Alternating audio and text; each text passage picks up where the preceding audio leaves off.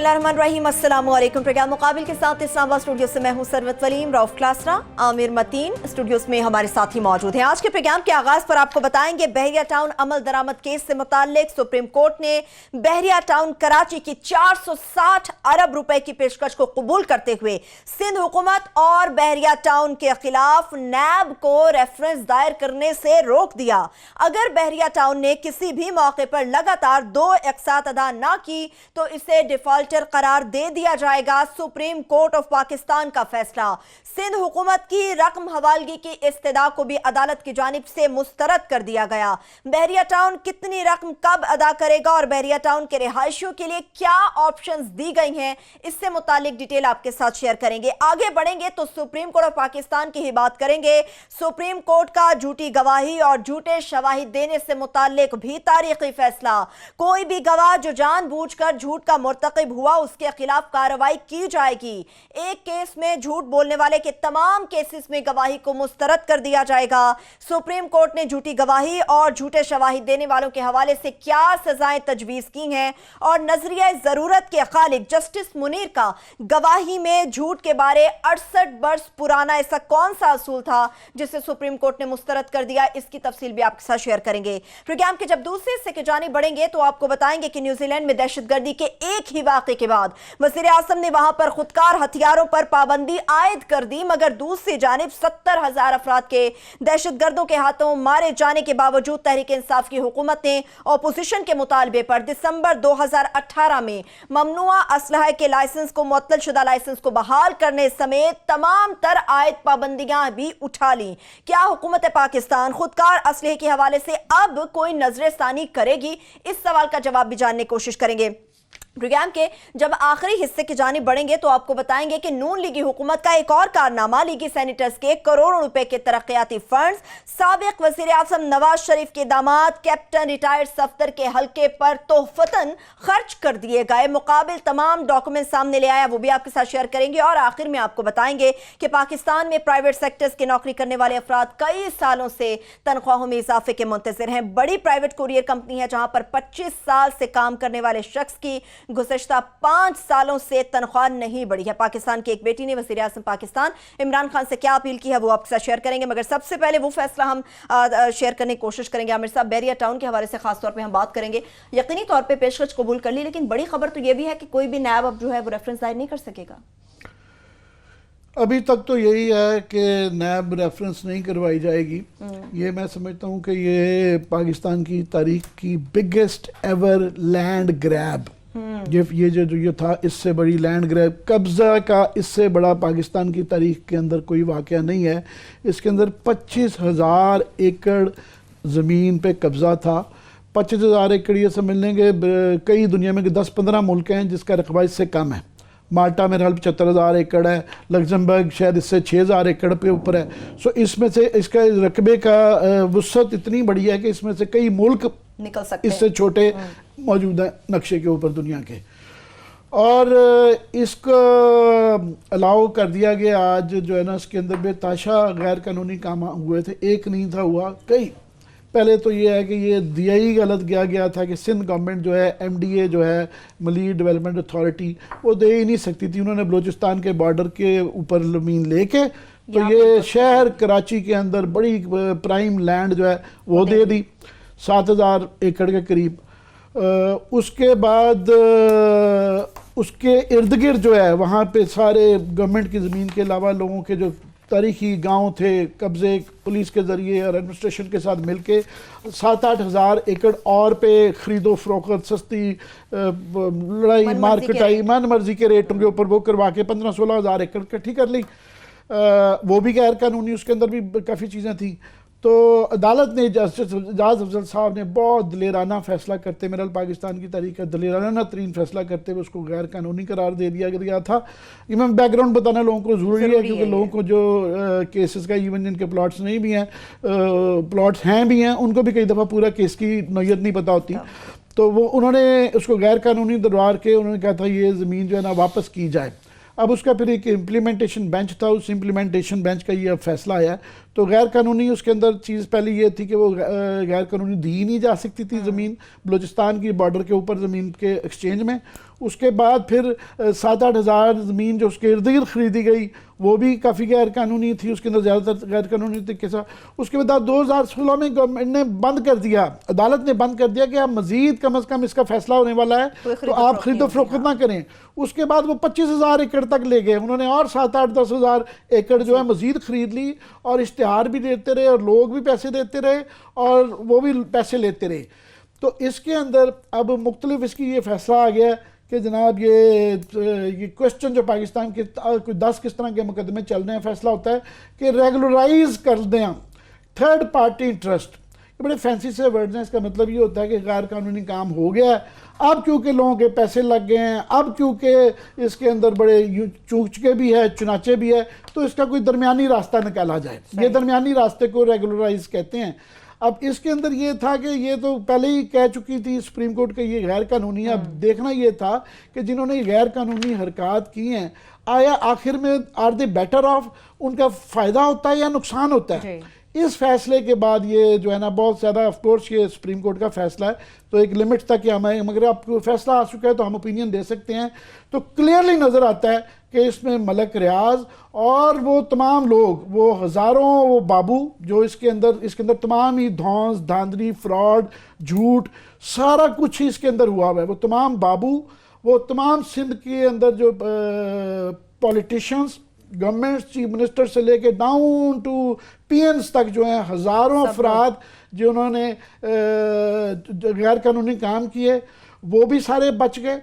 और जो है ये कहा गया, अब ये जो इसके फेवर में लोग कहते हैं कि देखें ना जी, जिन्होंने पैसे खर्च दिए थे उनके प्लॉट तो मिल गए ना, उनको तो प्लॉट मिल गए। मतलब नुकसान ये हुआ कि रियासत के 25,000 एकड़ के करीब जो है ना ज़मीन जो है वो, अब उसके ऊपर सवाल है कि ये आइंदा के लिए मिसाल है, कोई भी कर सकता है फिर इसके बाद ना। अब ये नहीं होता। दूसरा कि उन सबको आखिर में सबसे बड़ा जो धचका लगा है कि उनको किसी को सजा नहीं मिली।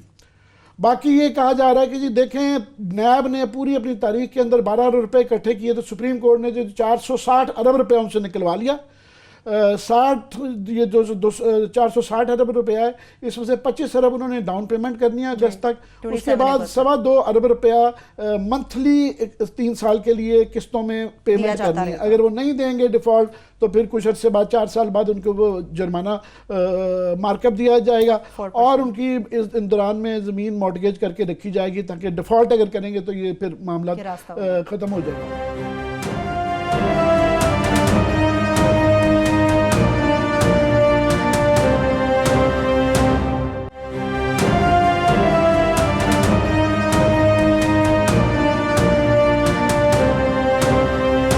ये दिया जा रहा है दो इसके उसमें जो है कि जनाब ये देखे ना 460 अरब रुपया निकलवा लिया अब सुप्रीम कोर्ट ने एक ही उसमें, तो पूरी नया 10-20 साल के अंदर जो है ना 12 अरब रुपया रिकवर कर चुकी। तो पाकिस्तान की सबसे बड़ी रिकवरी है।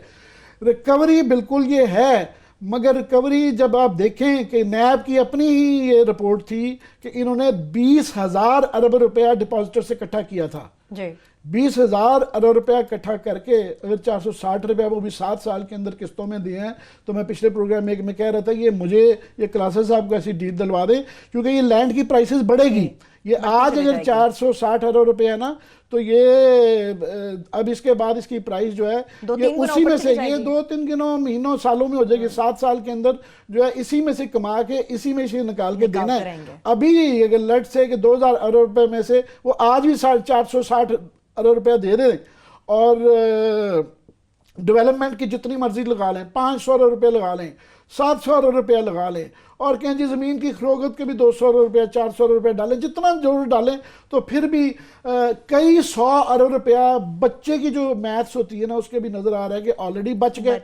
दूसरा आखिर में है कि जिन्होंने जुर्म किया या जिन्होंने ये फ्रॉड झूठ किया जो सुप्रीम कोर्ट कहती है उनका क्या रहा, वो सारे बच गए हैं। उसमें नैब को मना कर दिया गया है कि जनाब आपने जो है इनके खिलाफ कुछ नहीं करना और अगर ये डिफॉल्ट करेंगे तो वो है। उनको छोड़ दिया गया तो वो सिंध गवर्नमेंट वाले भी आ गए, उन्होंने कहा जनाब इनको छोड़ दिया, आधा एक चोरी करने वाले को आपने छोड़ दिया है तो जिन्होंने जो साथ अकॉम्प्लिस थे, हम तो अकॉम्प्लिस थे ना, तो हमें भी छोड़ दें। अगर यहाँ आपका केस टू केस फैसला करेंगे, आप लेके आएंगे, देखेंगे किसकी चोरी छोड़ना है, किसको नहीं छोड़ना, ये अभी फैसला होने वाला है। मगर चोर की जब आधे चोर को छोड़ दिया जाए, बड़े चोर को छोड़ दिया जाए तो छोटे चोर को पकड़ना मुश्किल हो जाता है, सो वो भी छूट ही गए। सो ये मैं समझता हूँ पाकिस्तान की हिस्ट्री का सबसे बड़ा लैंड ग्रैब था, और उसके अंदर सुप्रीम कोर्ट, और अभी हम इंतज़ार करेंगे डिटेल्ड फैसला आना है कि वो क्या असूल क्या वजह करेंगे। ये उस तरह ही, क्योंकि ये 3-4-5 मिलते जुलते फैसले हैं जिसके अंदर एक ही क्वेश्चन है रेगुलराइजेशन का। एक बनी गाला का फैसला है कि वहाँ पे रेगुलराइज जो जोन 4 के अंदर होना है, एक कॉन्स्टिट्यूशन ग्रैंड हाइट का होता है। इस तरह ही कराची में 5000 सुप्रीम कोर्ट ने जो है वो कब्जे पे जो वेलफेयर प्लॉट्स के ऊपर जो कब्जे किए हुए थे उसको गिराने का दे दिया हुआ है। एम्प्रेस मार्केट गिर गई हुई है। घूम फिर के इसके है कि किसको इजाजत है गिरा सकता है, किसको नहीं है जी। तो ये कंफ्यूज आदमी हो जाता है कि सुप्रीम कोर्ट के पास कॉन्स्टिट्यूशन 1 का रिव्यू गया हुआ है, उसके अंदर शायद उम्मीद है कि आसिफ खोसा साहब हमें समझा सकेंगे कि कहाँ जायज़ है कहाँ नहीं जायज़ है। ये इनकी डिटेल जजमेंट, अभी वर्बल ऑर्डर आया है, अभी डिटेल जजमेंट हम इनकी भी सुनना चाहेंगे, ये जो मौजूदा बेंच है कि ये इसको कैसे जस्टिफाई करते हैं इस फैसले को। और सुप्रीम कोर्ट का भी हम चाहेंगे कि हमें ये जो 5-6 सिमिलर केसेस हैं ये समझा दे कि रेगुलराइजेशन जो है कहाँ जायज़ है कहाँ नहीं जायज़, छोटे जुर्म के में और बड़े जुर्म में क्या फ़र्क है। ये वही नवाज शरीफ वाला केस आ गया ना कि उनको अगर अलाउ कर दिया जाता है कि वहाँ पे क्योंकि हार्डशिप है, क्योंकि वो अमीर आदमी है तो उनकी जेल में छोड़ दें, हाँ। तो गरीब आदमी वो बेचारा जो फंसा हुआ है उसकी सेहत अगर ख़राब है तो वो नहीं, उसकी सज़ा माफ़ नहीं है। सही है। सो ये बड़े जुर्म में, क्योंकि इससे बड़ा तो है नहीं है, सबसे बड़ा पाकिस्तान का 2000 अरब रुपए का तो कलेक्शन है, उनको छोड़ दिया गया है। उनको केस भी नहीं हो सकते, मतलब वो जिन्होंने झूठ फ्रॉड किया है तो आइंदा इसके बाद मेरी गुजारिश ये है, और ये होगा 2-4 हज़ार इसके बाद भी केसेस आएंगे। उसके बाद ये इस्लामाबाद में फॉर एग्जांपल E11 के अंदर उन्होंने नाजायज बिल्डिंग्स की हुई हैं, वो बड़े आराम से ये फैसला लेके आएंगे सुप्रीम कोर्ट के पास कि जनाब ये हमें आपने एक बिल्डिंग पे रोका हुआ है कि हमने नाजायज किया है, तो ये 25,000 एकड़ आपने अलाउ कर दिया है और वो किस्तें कर दी हैं 7 साल की, हमें भी 7 साल की किस्तें कर दें। हम इसी जो लोगों से पैसे लिए हुए हैं इसमें से 1/3 में से किस्तों के अंदर दे देंगे। ये फैसला है। अभी इसके और बड़ी चीजें हैं क्योंकि इंतजार है। मैं अगर थोड़ा सा क्लास में मुझे सांस चढ़ गया, आप थोड़ा रेस्ट कर लें, थोड़ा तकलीफ में बहुत ज्यादा हूँ तो इसलिए इससे ज्यादा मैं जरा थोड़ी बिल्कुल तकलीफ और कंफ्यूजन। तो क्लास साहब ये भी अब जायज ना जायज का फैसला किस तरह में होगा, ये भी अब बड़ी कंफ्यूजन पैदा हो गई। आमिर साहब इस इशू को बड़े पैशन के साथ, हमारा शो जो है हमने इसको बड़े इसके साथ बहुत सारे रिस्क ले के चीज़ें करके हम इसको फॉलो कर रहे हैं। नॉट नो बड़े बड़े अरसे से कर रहे हैं। जब भी किसी बड़े आदमी पे हाथ डाला जाता है, साफ ज़र है उसका बैकलैश भी आता है, हमारे पे भी आता है, हमारी मैनेजमेंट पे भी आता है, सब पे आता है। आम आदमी तो नहीं समझता इन चीज़ों के कि जब आप ये चीज़ें बैठ के एक्सपोज कर रहे हो तो बिग गन्स को, तो मैनेजमेंट के लिए, चैनल के लिए और हमारे लिए इश्यूज़ आते हैं। वो ठीक है, हमारा काम है, हमने आके इसमें करना हो। एक मुहावरा मुझे याद आ रहा था आमिर साहब का ना, इतना पैशनेट और फुल ऑफ वो देख के, वो कहते ना अकेला चना क्या भाड़, वो है नहीं उसका, अकेला चना क्या भाड़ ये फोड़ेगा। वो जो उसको वो होते हैं ना कार्य होते हैं वो सारे वो चनों को वो आप गर्म कर रहे होते हैं या थोड़ा रोस्टेड कर रहे होते हैं। अकेला चना भाड़ को तो नहीं फोड़ सकता। हमारा हिसाब वही हो चुका है आमिर साहब। ठीक है, हमें ये वो कहते हैं नकार खाने में तूती की वो जो है ना आवाज़ बजाती रहनी चाहिए। अब हो ये चुका है कि पूरे का पूरा आपने जब सिस्टम को रिक कर लिया है, उसमें 2-3 सहाफ़ी हों, हम लोग हों, 1-2 कुछ और हों, वो बैठ के अगर इन चीज़ों को हाईलाइट करते भी रहेंगे, जो हमारा काम है हमें करते रहें। वी आर नॉट जज, ज्यूरी एंड कोई हैंगमैन। हम तो चीज़ें पॉइंट आउट कर सकते हैं ना, बाकी फैसला of course supreme court of Pakistan आखिरी अथॉरिटी है, उन्होंने करना है। अब तक हम तो ये समझते थे, जो आइडियलिस्ट एक होता है, और हमेशा मेरा ख्याल आइडियलिज्म पे जाके आपकी सोसाइटी भी बनती है, आपकी कोर्ट्स भी खड़ी होती हैं कि आसमान गिर पड़े गिरने दें, इंसाफ होगा। ये हमने ला की तो हमें तो ये डेफिनेशन उस पर समझ आई थी।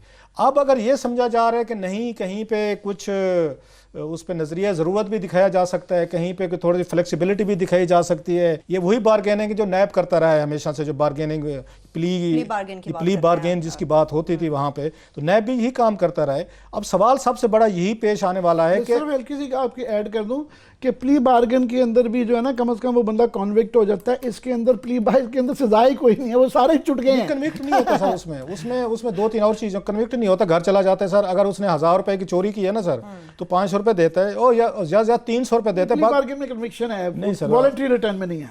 वो एक ही आ जाता है सर उसमें। प्ली बार्गेन जब आप उसमें कर रहे होते हैं ना सर, तो वो वही समझा जाता है कि आपकी सजाएं नहीं है। अदरवाइज वो प्ली बार्गेन मत करें ना। अगर आपको मुझे जेल होनी है तो फिर हम पैसे क्यों दें भी उनको? बात कल चेक कर लेंगे जी, बहरहाल इस पे आके कर लेंगे। ये काम अब नैब क्या करता रहा है, नैब अब ये करता था कि 1000 रुपये वाला बंदा पकड़ा गया तो उसमें से ये 300 रुपये उससे ले लेते थे, 200 रुपये खुद लेते थे, 500 रुपये कहते तू रख ले। नैब ने ऐसे भी काम किए हुए हैं सर बड़े बड़े बिग गन्स के साथ कि इन्होंने उन पे आके उनके साथ प्ली बारगेन की सर, उन्होंने कुछ पैसे जमा करवाए और बाकी आज तक नहीं करवाए। ये किसी दिन वहाँ पे अगर कौमी असम्बली में इसका डाटा पेश किया जाए कि नैब ने कितने लोगों के साथ प्ली बारगेन की और कितने लोगों ने इनको आके एक्चुअल पैसे दिए, कितनी सेटलमेंट हुई, तो आप हैरान होंगे कि इस तरह की कोई चीज़ यहाँ पे एक दो दफ़ा पेमेंट की चले गए। इस केस में भी यही कुछ होगा, आप देख लीजिएगा। इस केस में कैसे ही होगा क्लास, अब एक ब्रेक की तरफ ये चले जाते हैं। 7 साल बहुत बड़ा पीरियड है, यहाँ तो रातों रात ये चीज़ें आगे बदल जाती हैं। बिल्कुल रातों रात यहाँ बहुत कुछ बदल जाता है। एक छोटी सी ब्रेक की तरफ बढ़ते हैं, ब्रेक से वापस आके गुफ्तगू यहीं से आगे बढ़ेगी, बहरिया टाउन के हवाले से खासतौर पर बात करेंगे, मगर इसके साथ साथ सुप्रीम कोर्ट ऑफ पाकिस्तान ने झूठी गवाही और झूठे शवाहिद से मुताल्लिक जो तारीखी फैसला दिया है उससे मुताल्लिक में बात होगी। हमारे साथ रहिए।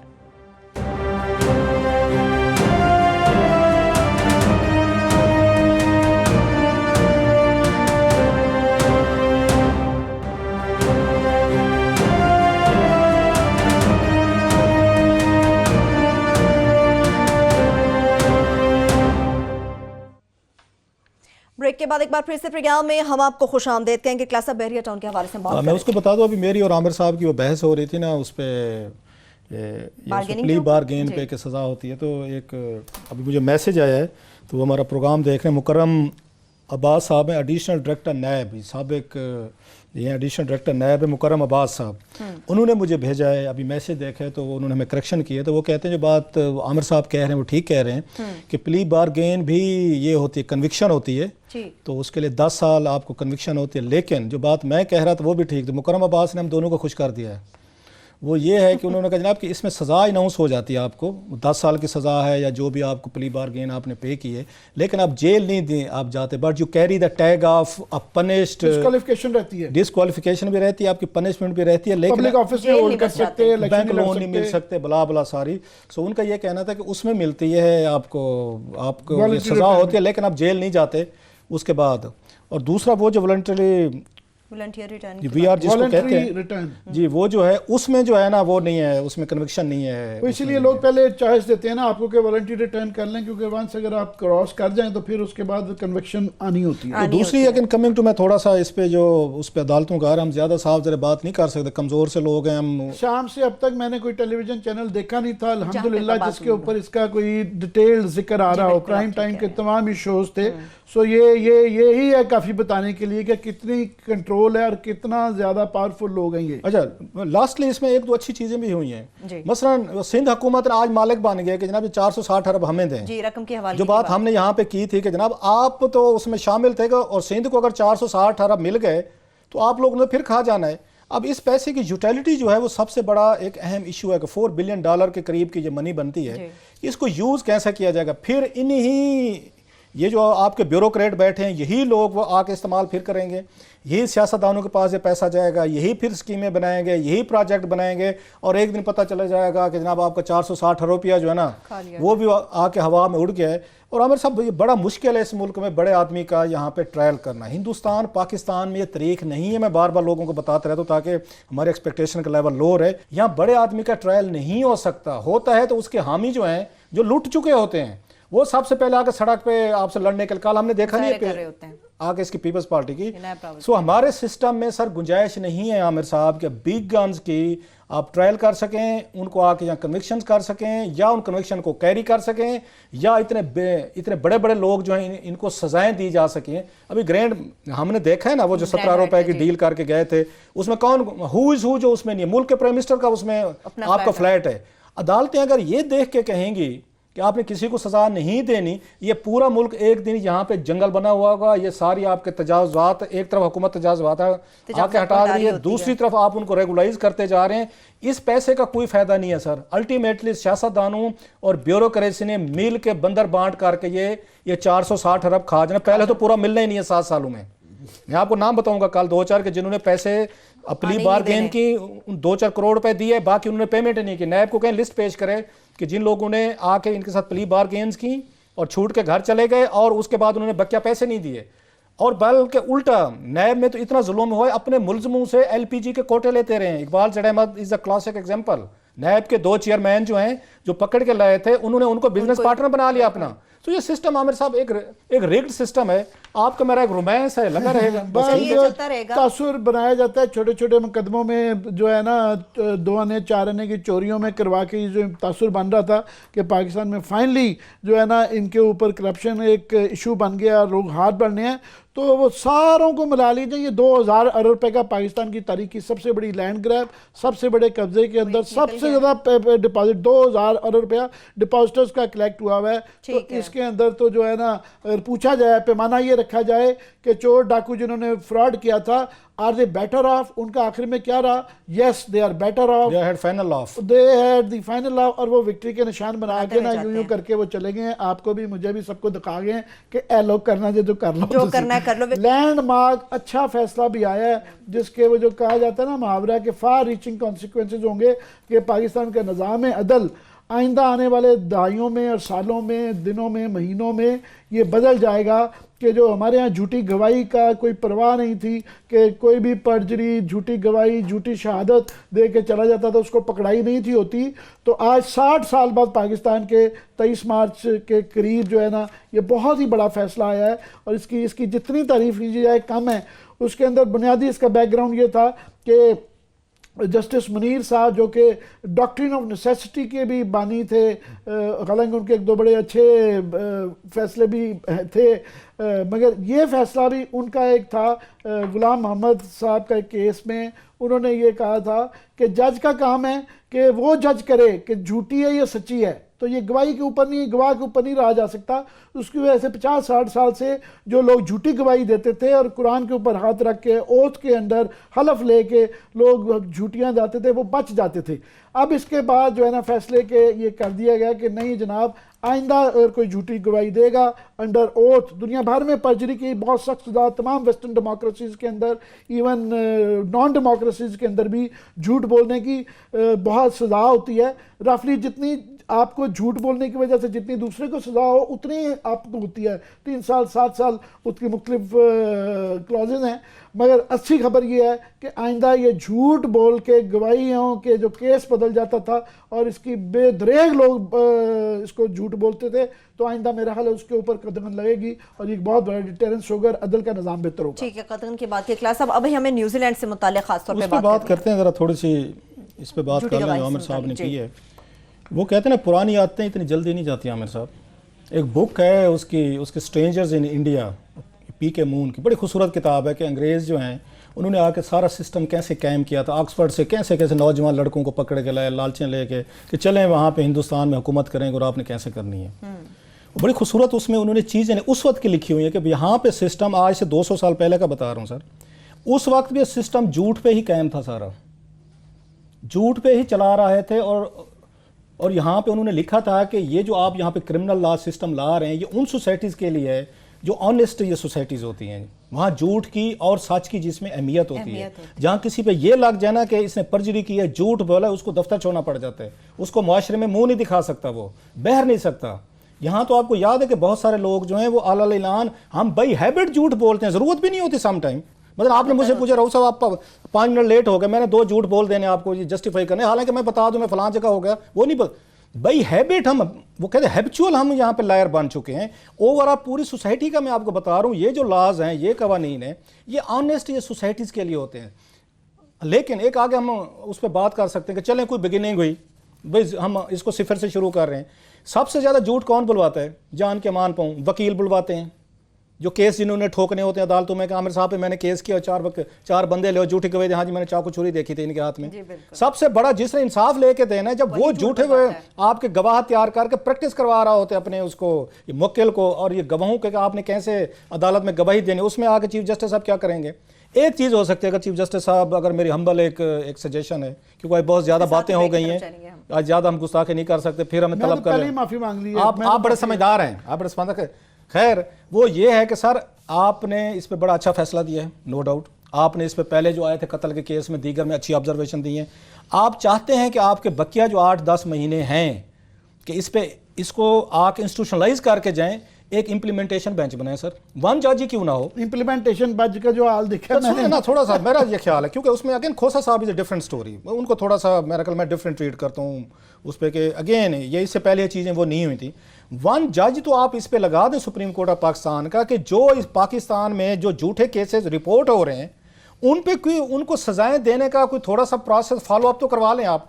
अदरवाइज ये जजमेंट पीएलडी में आपको कोर्ट होती रहेगी, पड़ी रहेगी, कभी किसी को जरूरत पड़ेगी सजा दिलवाने की मुझे आपको तो इसको यूज कर लिया जाएगा। अदरवाइज पीएलडी का एक और केस हो कुछ हफ्ते बाद महीने बाद लोगों ने भूल जाने के आया था या नहीं था। बास केसेस में आपको जीरो टॉलरेंस करना पड़ता है। यहाँ चीफ जस्टिस खोसा साहब को इसका इंप्लीमेंटेशन बेंच 1 पर्सन या 1 जज बनाना चाहिए कि जो पूरे पाकिस्तान के कोर्ट्स को वहां पे आपके एडिशनल सेशन जज हैं, हाई कोर्ट्स हैं, जिनके केसेस मंगवा के मॉनिटर करें कि क्या उनको सजाएं दी गई हैं कि नहीं दी कि 7 साल जो इसमें लिखी गई है, ये बहुत जरूरी है। अदरवाइज सुप्रीम कोर्ट ने कई जजमेंट्स दिए हैं, कई ऑर्डर्स दिए हैं जो नैब ने इंप्लीमेंटेशन नहीं किए, वैसे के वैसे उन्होंने डंप कर दिए हैं। सो ये भी डंप कर दिया जाएगा। बड़ा फैसला है, डिस्करेज करना चाहिए लोगों को। यहाँ फांसियां लग गई हैं झूठी सजाओं पे सर, और इसमें बड़ी एक अच्छी बात उन्होंने लिखी है जज साहब ने और चीफ जस्टिस साहब ने कि आप जो है जो सजा के लिए वो गवाही देने आए, मतलब 7 साल सजा थी, उसने झूठी केस आगे झूठी गवाही दी है तो उसके लिए 7 साल वो कहते हैं उसको सजा होनी चाहिए। ये बहुत अच्छी चीज है, लेकिन अगर इसके फॉलो अप ना हुए,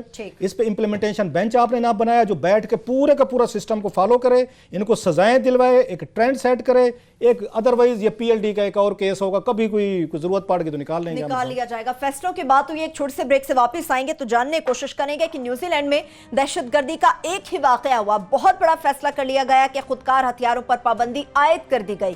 पाकिस्तान के साथ मवासना करेंगे जो खुद दहशतगर्दी का शिकार रहा। आखिर इस मुल्क में इतने बड़े और अहम फैसले क्यों ना किए गए, इस पे बात करेंगे। और पाकिस्तान की उस बेटी की बात करेंगे जिससे प्राइम मिनिस्टर पाकिस्तान इमरान खान से एक अपील की है, वो भी आपसे शेयर करेंगे। हमारे साथ रहिए।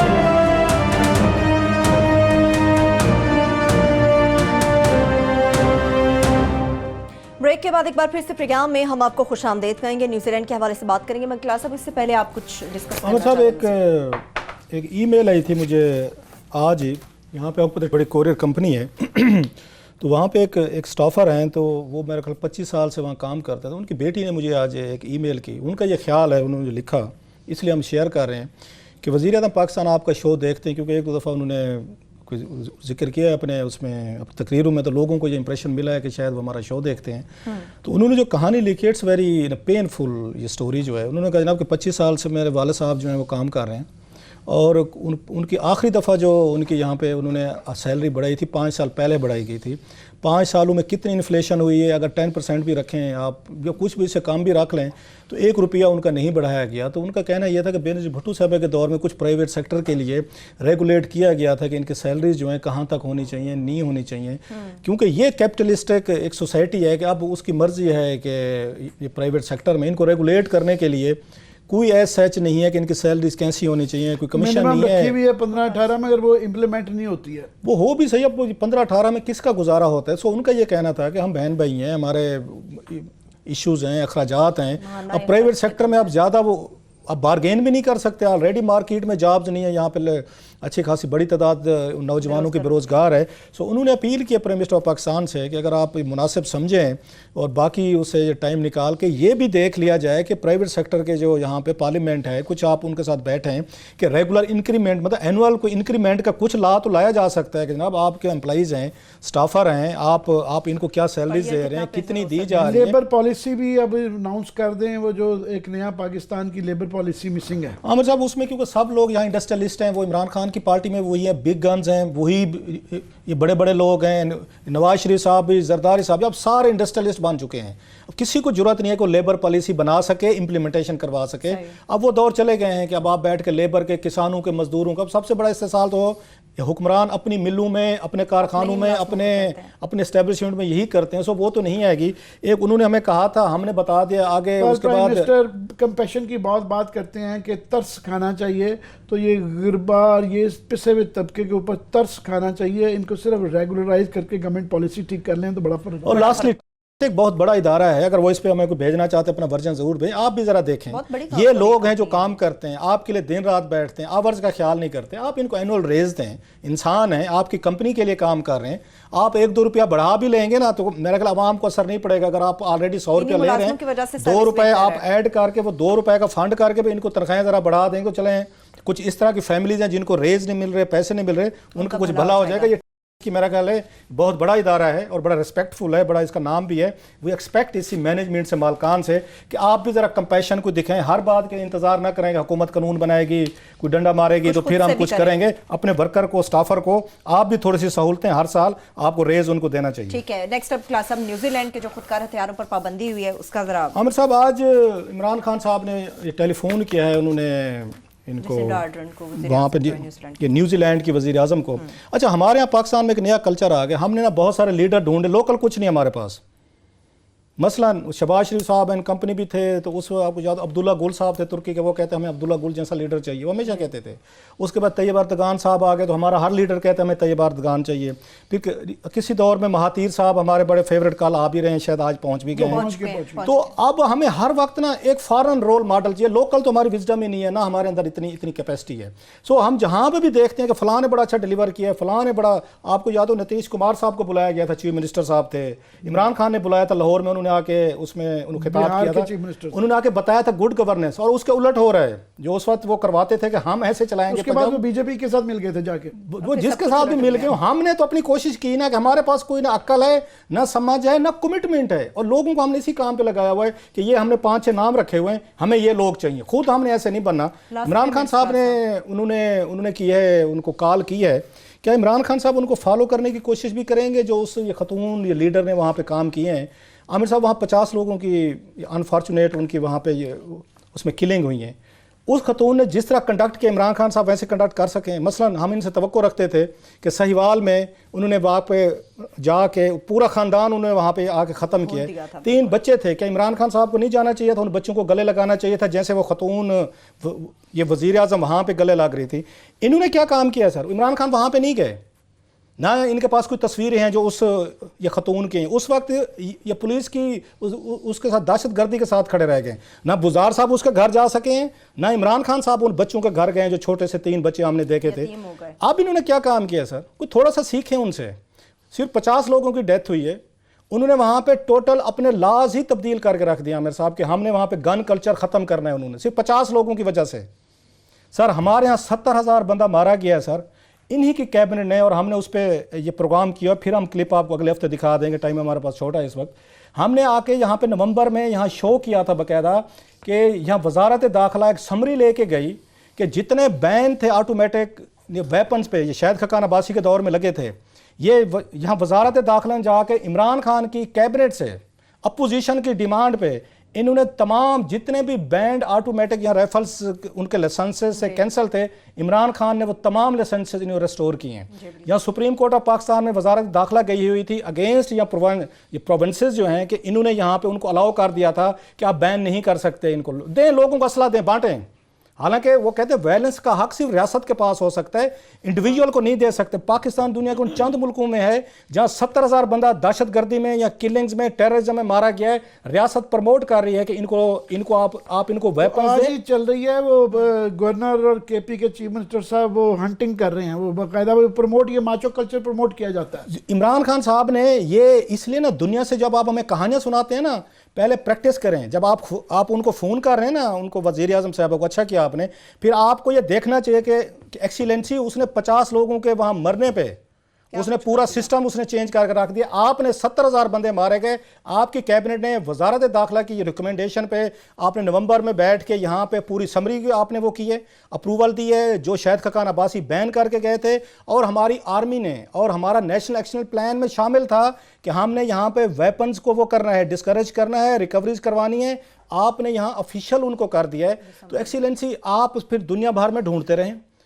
अब हमारा न्यूजीलैंड की वज़ीर आज़म हमारी रोल मॉडल बन गए। कभी महातीर साहब हमारे थे, कभी अब्दुल्ला गुल साहब थे, तैयब अर्दगान साहब हैं। तो जनाब आप से हम तवक्को रखते थे कि कि आप कम अज़ कम ये काम नहीं करेंगे। अब रीज़न क्या थी आमिर साहब 30 सेकंड्स का कि वहाँ फाटा में बहुत सारे आपको असला बड़ी बहुत बड़ी इंडस्ट्री है ट्राइबल एरियाज में, उस इंडस्ट्री को प्रमोट करने के लिए इन्होंने यहाँ से बैन उठवाए हैं, ये देखे बगैर। लीड के लिए है ना, लीड को ये लाइसेंसेस मिलते हैं, गरीब आदमी तो वो अकेला बेचारा वो बैठा है, अमीर आदमी ने चौकीदार भी रख लेना, सब कुछ रखना और है, असला भी गरीब रखना आदमी है। को जो कि मुआशरे को दुरुस्त करना है कि जहाँ असले की जरूरत ना रहे वो नहीं ठीक करना। अमीर आदमी को सिक्योरिटी का प्रॉब्लम है, उसको असला भी लेके देना है, उसको सिक्योरिटी। ये दुनिया का, मैं उस पर फिर कहूंगा, कोई रहम नहीं आता हमारे किसी हुक्मरान को। जहां 70,000 बंदा मारा जाता है वहां पे ये इमरान खान की कैबिनेट अप्रूवल देती है कि तमाम आप इन लोगों को ऑटोमेटिक वेपन जो है ना पाकिस्तान में ठीक देना है, शुरू last कर lines होंगी दें। क्लास तो हजूर आप इस तरह के जरूर काम एक करें। जमाने में था कि डी वेपनाइज करने के वादे किए गए थे, अब वो वादे के आगे उल्टा हो गया, वेपनाइज, और वो भी किया है। एलीट और वेपनाइजेशन। आमिर साहब वो वादा है क्या जो वफा हो जाए। इसके साथ प्रोग्राम भी अपने इख्ताम को पहुंच रहा है। अपना बहुत सा ख्याल रखिए। खुदा हाफिज।